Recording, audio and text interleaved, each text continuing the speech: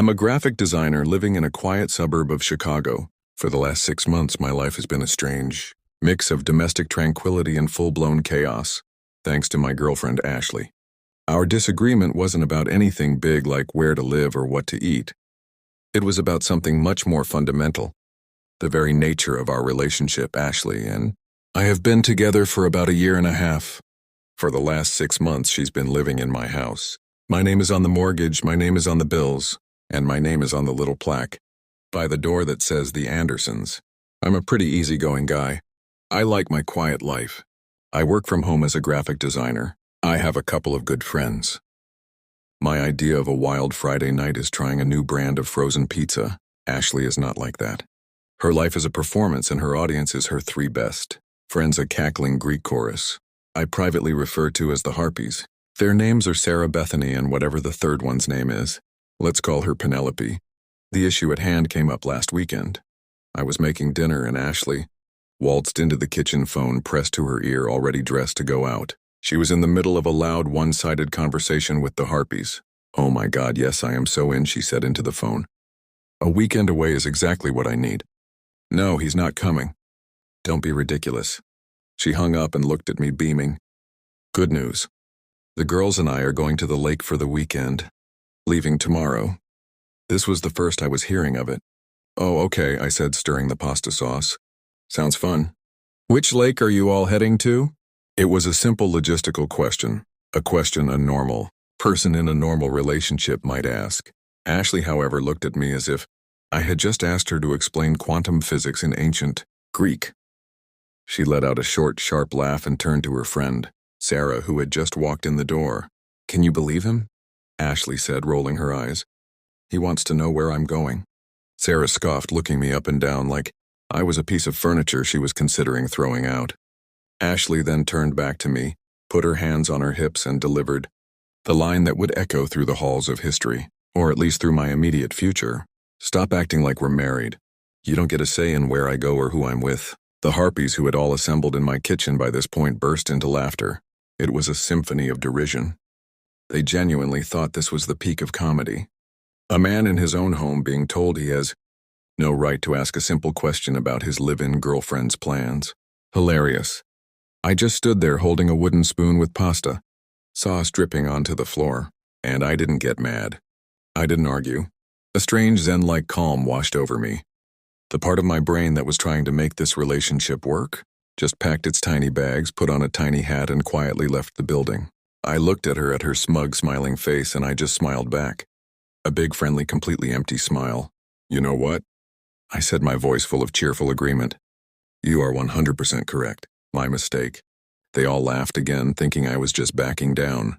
Ashley gave me a condescending little pat on the cheek, and then they all swept out of the house, off to some pre-weekend away cocktail hour. I stood in the kitchen for a long moment, the silence broken only by the bubbling of the pasta sauce. "Okay," I said to myself, a new, much more interesting plan beginning to form. Not married. No say, got it. The weekend was going to be fun after all, just not for her. The moment Ashley's car, presumably packed with 5 different types of glitter and a case of rosé, disappeared down the street on Friday afternoon, I sprang into action. My first move wasn't packing or cleaning. It was a mission of strategic importance. I walked next door to Mrs. Gable's house. Mrs. Gable is an 80-year-old widow with a sweet smile, a prize-winning rose garden, and a surveillance network that would make the CIA jealous. Nothing happens on our street without her knowing about it. I brought her a slice of the lemon cake she likes and sat with her on her porch. "Mrs. Gable," I said after we had discussed the weather and the moral failings of the neighborhood squirrels, "I have a bit of a situation and I need your help. It involves a small bit of theater." Her eyes lit up. The woman loves drama more than she loves her roses. I explained what had happened. I told her Ashley's exact words. "Stop acting like we're married." I didn't have to embellish. The unvarnished truth was damning enough. By the time I finished, Mrs. Gable was patting my hand with a look of righteous fury on her face. "That shameless little hussy," she declared. "Don't you worry, Thomas. You leave it to me."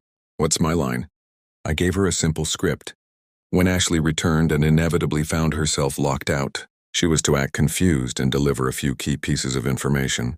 Mrs. Gable took to the task with the enthusiasm of a seasoned Broadway actress preparing for opening night. With my accomplice secured, I returned home to begin what I called Operation Bachelor Pad Resurrection. My house for the last 6 months had been a sea of beige pillows, pointless little bowls that held nothing, and art that looked like a printer had run out of ink. Halfway through the job, it was time to reclaim my territory. I didn't just pack Ashley's things. I curated them. I got a bunch of boxes and a thick black marker. The first box was labeled Everyday Clothes. The second, Fancy Clothes for fancy outings I wasn't invited to.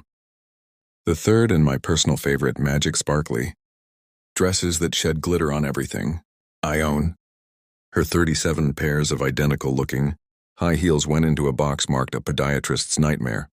Her mountain of makeup and skincare products was packed into boxes labeled Face Paint and Various Goops. By Saturday morning, every trace of her physical existence was boxed up. I hired a couple of guys from a moving app and we loaded everything into a 10x5 FT storage unit. I paid for 1 month, a generous non-marital gesture, I thought. With the house cleared of her belongings, the real fun began. I went on a shopping spree. I rolled up the beige rug and replaced it with an AstroTurf rug that looked like a football field. I sold her sterile white couch online and bought a gigantic black leather recliner sofa with approximately 16 cup holders. Her sad minimalist coffee table was replaced by a vintage pinball machine I found on Craigslist. It didn't work, but it lit up, and that's what mattered. The bedroom was next. I took down the weird macrame thing she had hung over the bed and replaced it with a framed poster of a grizzly bear catching a salmon in its mouth. It felt right. My final and most brilliant move happened on Saturday afternoon. I drove to the local animal shelter just to look. An hour later, I came home with a 120 little St. Bernard puppy named Gus. Gus was not a small dog. He was a furry, drooling, lovable wrecking ball. He immediately claimed the new leather sofa as his own and fell asleep snoring like a lumberjack. The house was transformed. It was no longer a showroom for a sad beige life. It was a fortress of glorious, unapologetic bachelorhood. I spent the rest of the weekend playing fetch with Gus, drinking beer from the bottle in my own living room and changing all the passwords. The new Wi-Fi network was named Get Your Own Wi-Fi, and the password was Not Married Lol. On Sunday evening, I sat on my 16-cup holder sofa with Gus's giant head in my lap and waited. The storm was coming, and for the first time in a long time, I felt completely, utterly prepared. Sunday night around 9 p.m., my video doorbell sent a notification to my phone. There she was. Ashley, looking tan from her weekend at the lake, strolled up to my front door humming. The comedy began almost immediately. She tried her key. It slid into the lock but didn't turn. The new deadbolt I'd installed that morning was doing its job. She jiggled it, a look of mild annoyance on her face. She tried it again. Then she let out an exasperated sigh and started banging on the door. From the couch, Gus lifted his massive head, let out a deep rumbling woof, and then went back to sleep. Ashley started calling my phone. I watched it vibrate on the pinball machine, took a calm sip of my beer and hit decline. She called again, declined. This cycle repeated 5 times. The banging on the door got louder. Thomas opened the door. "What is wrong with you?" "My key isn't working." I remained silent. This was all part of the show. After another 5 minutes of increasingly frantic pounding, she seemed to give up. The doorbell camera showed her pacing on the porch, running her hands through her hair, and then right on cue a porch light flickered on next door. It was Mrs. Gable in her housecoat holding a watering can. "Showtime!" "Oh, Ashley dear, is that you?"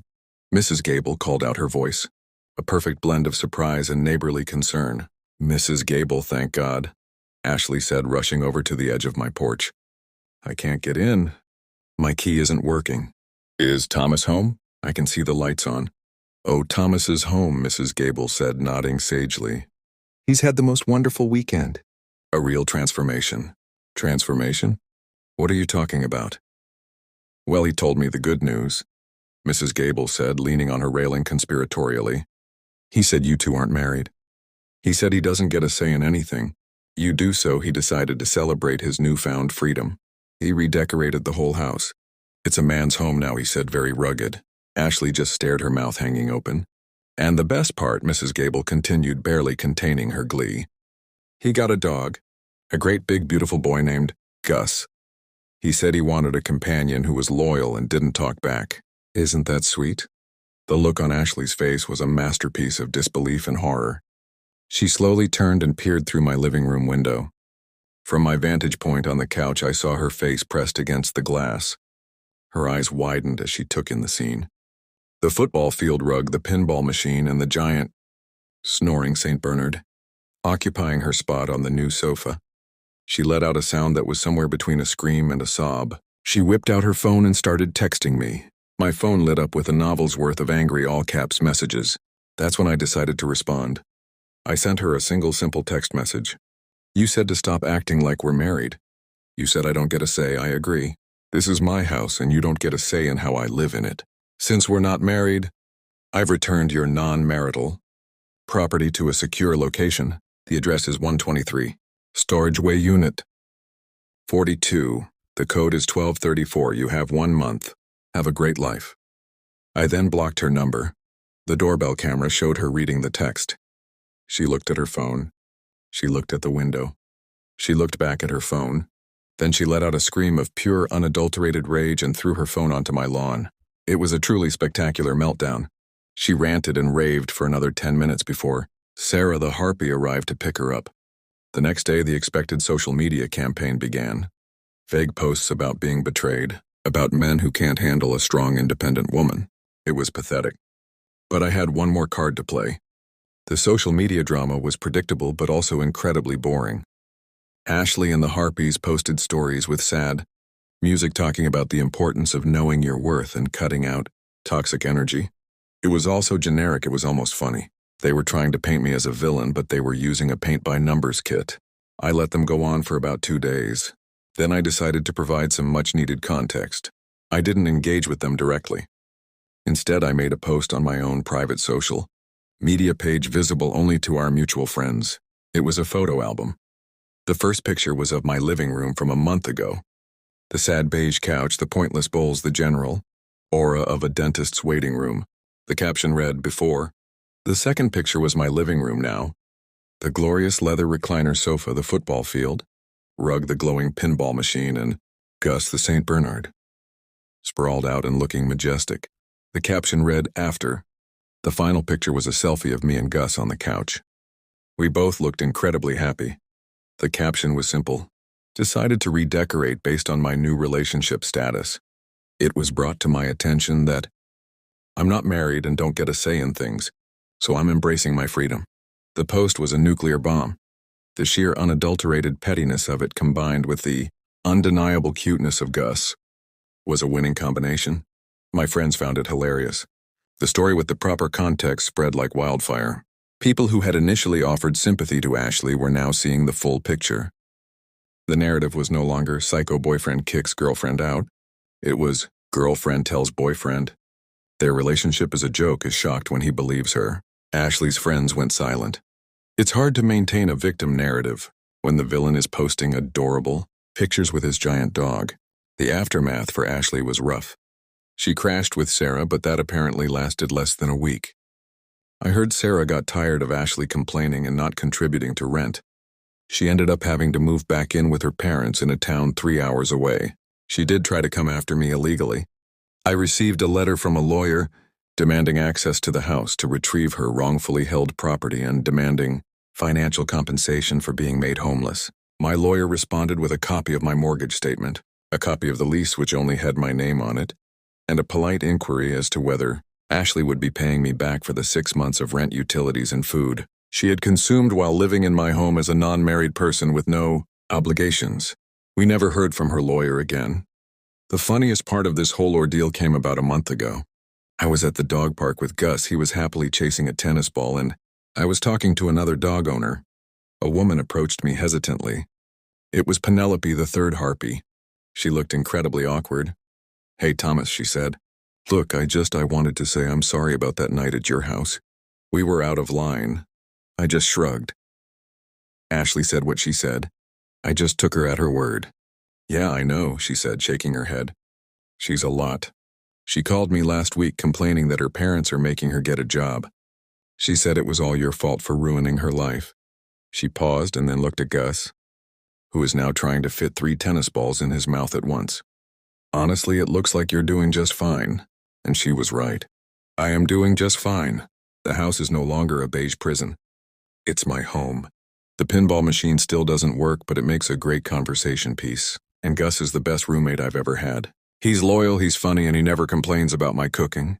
I learned a valuable lesson. Sometimes the best revenge isn't a grand, complicated scheme. It's just listening to what people say and believing them. Ashley told me exactly who she was and what our relationship meant to her. I just decided to agree with her. She said I didn't get a say, and now in her life I truly don't. And in my life she doesn't either. And that combined with a giant drooling dog is a pretty happy ending.